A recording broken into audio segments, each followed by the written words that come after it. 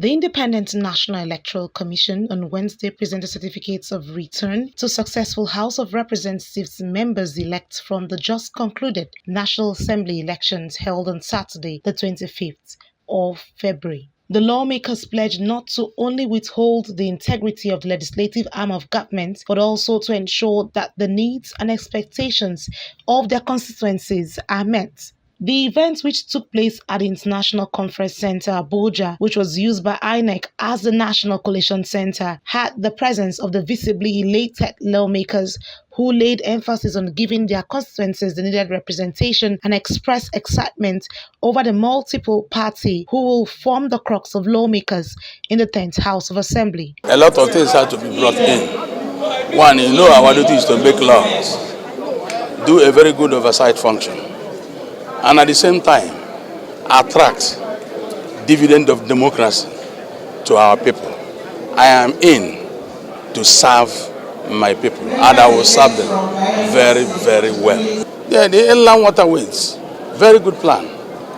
I thank God. I have a dredging site at Marine. If you know the Marine, I have a dredging site. So the inland waterways, there's a lot of improvement within the inland waterways. We have a port, but the problem we have is that those areas are not dredged, and sometimes it prevents ships from coming in. To tell my people that they have set me on an errand, I have no choice other than to work for the people of Isako. As long as the Nigeria Parliament, whatever we need to do at the Parliament that will better the laws of my people, that is what I start to do. Well, we have a number of issues bedeviling our communities in Isako. Isako is presently, if you look at the erosion menace, the gullies created everywhere. That is one area that needs urgent attention. We have 3 local governments in the federal constituency. 2 of that local government, Isako West and Isako Central, are badly battered by gully erosion. These are areas that need urgent intervention. By the grace of God, I shall draw the attention of the federal government to address this issue. Construction and also education. We also are lacking in the, when you talk of employment, our youths are not employed. So I'll focus on this area. The plans I have for them numerous. One, in my constituency, we are lacking behind in infrastructure, and a lot of schools are not in order. We don't have roads, we don't have waters. So I think my coming to the National Assembly will bring a new leaf to the people of Anambra East and West. My brother, as an experienced lawmaker that I am, the business of a lawmaker is representation, legislation, and oversight. Having acquired all this knowledge from House of Assembly, I shall put it to work at the National Assembly to make viable laws that will promote the life, the security, and the welfare of my constituents and Nigeria at large, which I've already prepared. As it stands today, the problem of insecurity is challenging Nigeria and challenging Anambra State and my constituency. That is the number one thing I'm going to tackle with a bill that will promote the security system in Nigeria. Returning members, it was an opportunity to consolidate on the foundation laid in the 9th Assembly, as they also promised to ensure that infrastructural developments, Electoral Amendments Act, and lots more bills are passed in the welfare of citizens. Well, I feel that is very good. It's going to be very interactive, considering that less than 15% of the old members are coming back. So it's really going to be very engaging. It's going to be, people are going to be, it's not going to be business as usual, I tell you. I'm looking forward to it. People are going to benefit very much from the 10th Assembly. Talking about legislative agenda, we will focus on the Electoral Act. There are still some gaps in the Act towards ensuring that we have credible and rancor-free election.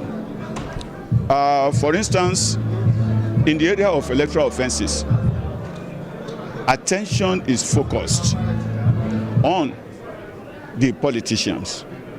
But the electoral officers themselves, they have major role to play such that they can make or mar the whole process. So we'll look at the Electoral Act with particular focus on electoral offenses and penalties for breach of the act, either by the politicians or by the electoral officer. On the conduct of the general elections, the lawmakers-elect had their divergent views with a hope for a more robust and transparent electoral process for the nation. I can tell you categorically that the Inec performance is exceptional and they have done so well. At the introduction of the beavers machine and other logistics, I can grade them a B. They tried very well. Definitely my constituency is in for a better representation, quality one. I can show them that they should expect more and great dividend of democracy. It's a good time for my constituency. The elections, it has its positive, it has its negative. Positive in the sense that I'm not sure that we saw the millions of votes that usually heralds elections like this. The votes didn't come in millions. What that simply means is that people are deciding their fate. It also has moved us a step ahead of where we used to be because of the enabling act under which the elections were conducted. The sad part is certain expectations, certain processes were not adhered to as spelled out by the law. One of them, which has been troubling up to this moment, is the electronic transmission of results from the various polling units. And if a particular component expected of the processes were not adhered to, it calls to question how well we have fared. But is it enough to give the entire process a negative?